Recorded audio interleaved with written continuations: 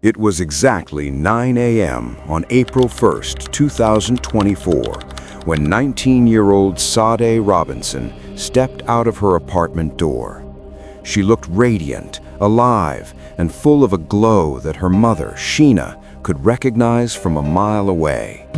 Sade had one simple goal for her Monday: finish her shift at the pizza shop, enjoy the spring air, and get ready for a date she had been looking forward to all week. She was a young woman hitting every major milestone, just weeks away from a college degree and a future in the U.S. Air Force. But while Sade was smiling at customers and texting her friends, a volatile and unnamed force was already moving toward her from the other side of Milwaukee. This person didn't care about her hard work or her dreams. They had a singular, destructive intention: to shatter everything she had built. At this exact moment, Sade Robinson had less than 15 hours left to live, and she had no way of knowing that the simple routine of her day was actually a countdown to a tragedy that would haunt the entire city. The last moment anyone saw her was on a grainy security camera at 5 p.m. as she clocked out and walked toward a silver Honda Civic, leaving behind the only life she had ever known for a night that would end in absolute silence. Even though the morning started with sunshine, there was a strange weight in the air that those close to Sade couldn't quite explain. Her younger sister, Adriana, felt a tiny shiver of hesitation when they said goodbye after an Easter dinner just the night before. Usually they laughed and let go quickly, but this time the "I love you" lingered a little too long, as if the universe was trying to whisper a warning that they didn't have much time left together. At the pizza shop where Sade worked, her boss noticed her looking at the window more than usual, always repeating her favorite line, "The sky, Mark, the sky." It was a beautiful phrase, but looking back, it felt like she was already looking toward a place far away from the ground she was standing on. People who saw her that afternoon said she seemed excited, but there was a flicker of something else in her eyes, a tiny shadow of the unknown that was waiting for her at a seafood restaurant downtown. Small details that seemed like nothing at the time started to feel heavy with dread as the sun began to set over Lake Michigan. The tension was building in the background of her life, like a storm that no one saw coming until the first lightning strike hit the ground.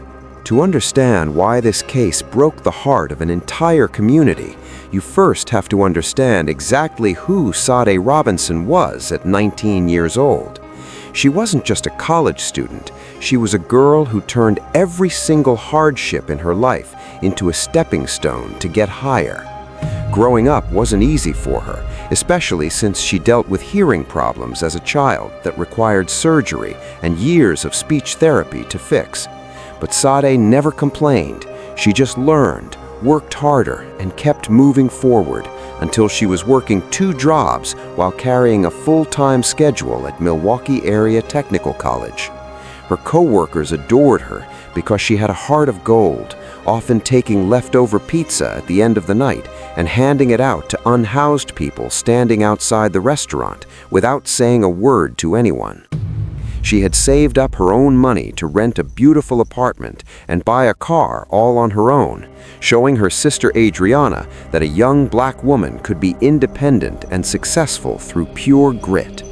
Her dreams were big, her smile was constant, and her personality was like a bright light that made everyone around her feel safe and seen. She was the kind of daughter any mother would be proud of, a girl who woke up early and worked late because she knew exactly where she wanted her life to go. The moment things went wrong was so quiet and so fast that it almost feels impossible to believe it actually happened. After meeting her date at the Twisted Fisherman for dinner, Sade's phone records show that the pair moved to a second bar downtown to play a game of beer pong. She looked relaxed on the camera, finally letting her guard down after a long day of work, thinking she was just enjoying a normal night out with a guy she had met recently. But as they walked out of the bar at 9 p.m., The atmosphere changed from a fun date to something much darker and more sinister. They got into her car, and the Life 360 app on her phone tracked her driving toward a house on the south side of Milwaukee, arriving at 9:24 p.m. Short, sharp, final. The phone didn't move again for a long time, and the light inside that house flickered on while the rest of the neighborhood went to sleep. What happened inside that house remains a mystery because there were no witnesses, only the cold silence of the night and the digital trail of a phone that was about to go dark forever. By the time the sun started to come up the next morning, Sade Robinson was no longer the girl looking at the sky. She was a missing person, and the clock was ticking. Confusion started to spread across Milwaukee like a thick fog the very next morning when Sade didn't show up for her shift at the pizza shop. This was a girl who was never late, a girl who lived by her schedule, so when her phone went straight to voicemail, her friends and family knew immediately that something was terribly wrong. Strange things began to happen all over the city that didn't seem to make sense at first, like pieces of a puzzle that had been stepped on and broken. A car was found on fire in a parking lot miles away from where Sade lived, and witnesses saw a tall man walking away from the smoke with a tan backpack on his shoulders. When police looked at the car, they realized it was Sade's car, but the interior was completely destroyed by the heat of the flames. Even more confusing was the fact that her phone sent a last GPS signal from a remote park by the lake at 4:35 a.m., far away from the burning car and far away from her home. There were no signs of a struggle in her apartment, and no one had heard her scream or call for help during the night. The contradictions were everywhere. A girl who loved her life was gone, a car was burning, and the only person who knew the truth was hiding in the shadows of the city. As the police began to look for the person who was last seen with Sade, the name Maxwell Anderson started to come up in every conversation. On the surface, Maxwell seemed like a normal 33-year-old man who worked as a bartender at several popular spots around the city of Milwaukee. He was tall, standing over 6 feet, and he was known for being a guy who could talk to anyone and make a decent drink behind a bar. People who met him casually thought he was confident and social, but as investigators started digging into his past, they found a record that told a much more violent story. He had been convicted of disorderly conduct several times, and in 2019, he had been charged with attacking a man with a baseball bat during a fight. There was a pattern of him losing his temper and hurting people in social settings, showing that beneath the friendly bartender persona, there was a man who could become very dangerous very quickly. He lived in a house on the south side, the same house where Sade's phone had pinged on the night she disappeared, making him the primary person of interest. When police first spoke to him, he acted like nothing had happened, but his history of violence was a red flag that the detectives couldn't ignore for a single second. The investigation moved into high gear as police began to collect every piece of digital evidence they could find to track Maxwell's movements on that fateful night. They looked at the CCTV footage from the restaurant where the date started, and they noticed something very chilling about how Maxwell was acting towards Sade. He didn't look like a man on a date. He looked like a man who was bored, or perhaps even planning something, as he rarely made eye contact with her. Phone records and the Life 360 app from Sade's phone provided a map of the entire night, showing exactly when they left the bar and when they arrived at his home.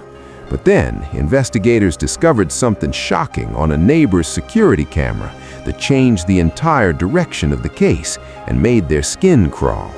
They saw a figure leaving the house in the middle of the night and getting into Sade's car, driving it away toward the park where her phone sent its last signal. Then they found footage of the same man boarding a city bus after the car had been set on fire, and his face was clearly visible to the camera. The lies Maxwell told about not knowing where Sade went started to fall apart as the video evidence proved he was driving her car long after she had vanished. With enough evidence to get a search warrant, the police moved into Maxwell Anderson's home, and what they found inside was enough to make even the toughest detectives feel sick. It wasn't just a regular house, it was a place filled with tools that looked like they were meant for a horror movie instead of a home. They found 51 different knives in the kitchen alone, along with a massive black axe mounted on the wall of the living room like a trophy. But the most unsettling discovery was the secret compartments that Maxwell had built into the house, hidden spaces that only opened if you knew exactly where to touch the wood. Inside one of these hidden areas in the basement, they found women's clothing tucked away where no one was ever supposed to look. There were no signs of a struggle in the main part of the house, which suggested that whatever happened had been controlled and kept away from the neighbors' eyes. Investigators also found a gray jacket in a trash can 2 houses away that Maxwell had been wearing the morning the car was burned. This changed everything, because they knew that if they could find Sade's DNA on that jacket, Maxwell would never be able to talk his way out of this situation. While the police were searching the house, a man walking his dog at Warnemont Park made a discovery that brought the entire investigation to a screeching halt. High up on a bluff overlooking Lake Michigan, he found a human leg that had been severed at the hip, sitting out in the open air. When the lead detective arrived at the scene, she felt a chill run through her body because she knew immediately that this was not an accident or a boating mishap. This was a clear sign of a violent homicide, and the location matched the exact spot where Sade's phone had sent its very last GPS signal before dying. The park was a place Maxwell Anderson knew very well, a place he had once called his secret beach when talking to an ex-girlfriend. He had told her that he didn't want anyone else to know about it, which showed he felt a sense of ownership over this remote, rocky stretch of land. Now that same secret spot was a crime scene, and the pieces of Sade Robinson were being found one by one across the city. It was a masterclass in police work, but it was also a study in the pure evil that one person can inflict on another for no reason at all. The investigation seemed to be heading towards a clear conclusion, but then investigators discovered something even more shocking that would prove this wasn't just a crime of passion. They found a witness who claimed that Maxwell Anderson had been planning something like this for weeks, long before he ever met Sade at the nightclub. This person said that Maxwell had shown him his basement, which was supposedly lined in plastic and equipped with 3 different types of saws for a project. He had reportedly talked about wanting to lure someone downstairs and take their life just to see what it felt like to have that kind of power over another human being. This changed the story from a date gone wrong into a cold-blooded, calculated hunt where Sade was the target of a predator who had been waiting for the right moment to strike. But there was still one major problem that the defense would try to use to let Maxwell walk free. They hadn't found all of Sade. Her head was still missing, and without a clear cause of death, the lawyers argued that the state couldn't prove a murder had even happened. The tension in the city reached a breaking point as the trial date approached, with everyone wondering if justice would finally be served for the girl who loved the sky. The trial of Maxwell Anderson began in May 2025, and the courtroom was packed with people wearing pink, the favorite color of the girl whose life had been stolen. The prosecutor stood before the jury and began to build a mosaic of evidence, piece by piece, until the picture was so clear that no one could look away. He didn't have a murder weapon, but he had something better. He had the digital footprint of a killer who thought he was smarter than the law. He showed the jury the Life 360 maps that traced Sade's final movements from the bar to Maxwell's front door, and then from his house to the park where her remains were found. He showed the footage of the burning car and the man in the hoodie who looked exactly like the defendant sitting at the table. The defense tried to argue that all of this was just a coincidence and that there was no proof Maxwell had actually hurt her inside the house. They pointed out that there was no blood found in the basement, and they tried to blame the crime on a mysterious, unknown assailant who must have jumped into the car.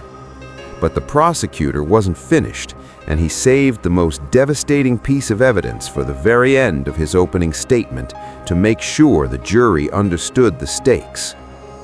The biggest breakthrough in the case came when investigators were able to recover files that Maxwell Anderson had tried to delete from his personal cell phone. Even though he thought he had wiped the memory clean, digital experts found a series of photos that were taken in the early morning hours of April 2nd. These photos showed Sade lying face down, and a white male's hand could be seen resting on her body as if she were nothing more than a prize he had won.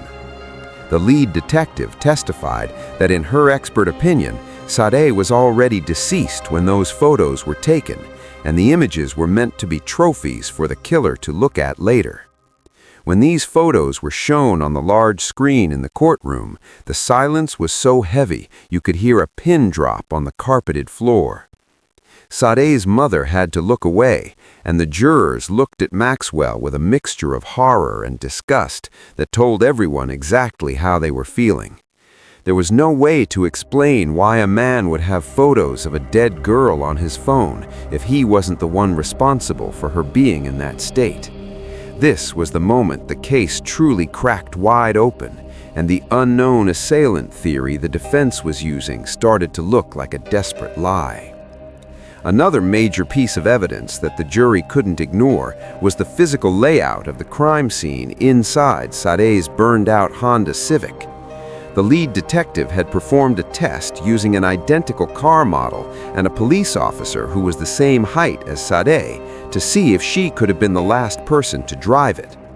When the officer sat in the driver's seat as it was found by investigators, her feet couldn't even reach the pedals, and her arms were stretched out as far as they could go. This proved that a much taller person had been the last one behind the wheel, and the seat was perfectly positioned for someone who was exactly 6 feet and 1 inch tall. Maxwell Anderson was exactly that height, and the odds of another person of that specific size being the one to burn the car were almost zero. The defense tried to say that the heat from the fire could have moved the seat, but experts testified that the mechanical tracks of the seat were locked in place before the fire ever started. Every single physical detail pointed back to the man sitting in the courtroom, and the jury was beginning to realize that the evidence was overwhelming. It wasn't just one thing, it was 100 small things that all led to the same dark conclusion. The tension in the courtroom reached a new peak when Chloe Wright, Maxwell's ex-girlfriend, took the stand to talk about the secret beach at Warnemont Park. She described how Maxwell had been very controlling and strange about that specific location, treating it like a private sanctuary that he didn't want anyone else to find. She told the jury how he had given her turn-by-turn directions to get there without ever telling her the name of the park, as if he were guarding a treasure. This was a huge breakthrough because it proved that Maxwell had a deep personal connection to the exact spot where Sade's leg had been discovered by the walker. The defense tried to say that many people go to that park, but the fact that Maxwell considered it his special place made it the perfect spot for him to hide a crime. It showed he knew the terrain, he knew where the bluffs were steep, and he knew where the water would be most likely to wash things away from the shore. Chloe's testimony humanized the monster and showed that his behavior had been escalating for a long time before he finally met Sade. The jury listened to every word, and the image of Maxwell as a sociable bartender was officially dead and buried. After weeks of testimony and hundreds of pieces of evidence, it was finally time for the jury to decide the fate of Maxwell Anderson. They went into a private room to deliberate, and the entire city of Milwaukee held its breath as the hours ticked by on the clock. Many people expected it to take days because the case was so complex, but the jury reached a unanimous decision in less than 1 hour of talking. When they walked back into the courtroom, The air was electric with anticipation and the raw emotion of a family that had been waiting for justice for over a year. The clerk read the words guilty for first-degree intentional homicide, and then guilty for mutilation of a corpse, and finally guilty for arson. Maxwell Anderson sat perfectly still, showing no emotion at all, while Sade's family burst into tears and held each other in the back of the room.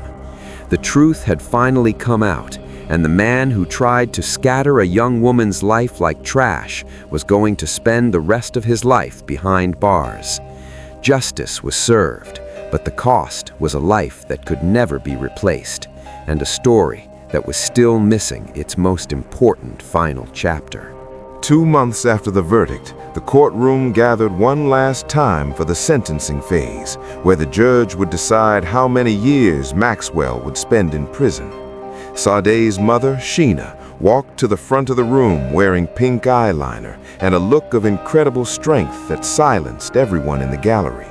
She looked Maxwell Anderson directly in the eye and told him that he had disrespectfully spread her daughter across the city like she was nothing. She told him that he had stolen a light that was meant to change the world, and she demanded to know where the rest of her daughter was hidden. "I want her crown," she said, referring to Sade's head, which had still not been found despite months of searching by the police and volunteers. Her voice didn't shake as she told the killer that he deserved to receive exactly what he had given her child, a life of isolation and darkness. The judge listened intently, and when it was her turn to speak, she called Sade the kind of young woman that every person should aspire to be. She sentenced Maxwell Anderson to life in prison with no possibility of parole, ensuring he would never breathe the air of freedom again. The impact of this case on Sade's younger sister, Adriana, was something that no one could put into words, but her actions spoke louder than anything else could. Just a few weeks after the murder occurred, Adriana had to find the strength to attend the graduation ceremony at the college where Sade was supposed to be. Wearing a pink cap and gown, Adriana walked across the stage to a standing ovation as the school presented her with Sade's posthumous degree in criminal justice. It was a moment of pure, heartbreaking beauty as a 16-year-old girl carried the weight of her sister's dreams on her own shoulders in front of thousands of people. Adriana told the court during the sentencing that Maxwell had redefined her definition of misfortune and made it hard for her to trust anyone ever again. But she also promised that she would not let the darkness win and that she would become even more successful to honor the person Sade was. She became a top student in her high school and was eventually accepted to Harvard University on a scholarship, proving that the Robinson family was built of a strength that a monster like Maxwell could never understand. Sade's light was living on through the sister who loved her more than life itself. Sade's death became a catalyst for change in the state of Wisconsin, as her family refused to let her be just another statistic in a long list of cold cases. They worked with state representatives to create a special task force dedicated to preventing violence against black women and girls, who are often overlooked by the system. The statistics were shocking, showing that black women in the region were 20 times more likely to be murdered than white women, a reality that Sade's case brought to the national spotlight. Her name was now attached to laws and programs meant to provide better resources for victims and more thorough investigations for missing persons of color. This was the lesson that the community took away from the tragedy, that we must look out for one another and demand justice for those who are often ignored by society. Sade's life was taken by a predator, but her death gave life to a movement that would protect thousands of other young women in the years to come. She became a symbol of a larger fight, a girl whose name would be remembered not just for how she died, but for the change she inspired in a world that desperately needed it. At Warnemont Park, the place where Maxwell Anderson tried to hide his terrible secret, there is now a beautiful memorial bench that looks out over the vast waters of Lake Michigan. It is a place where Sade's friends and family go to sit and talk to her, looking at the same sky she loved so much during her 19 years on this earth. They chose that spot because they wanted to take the secret beach back from the killer and turn it into a place of peace and reflection for the public. The lake still holds the final pieces of Sade, but the family says they believe the water will give her back when the time is right and the healing is complete.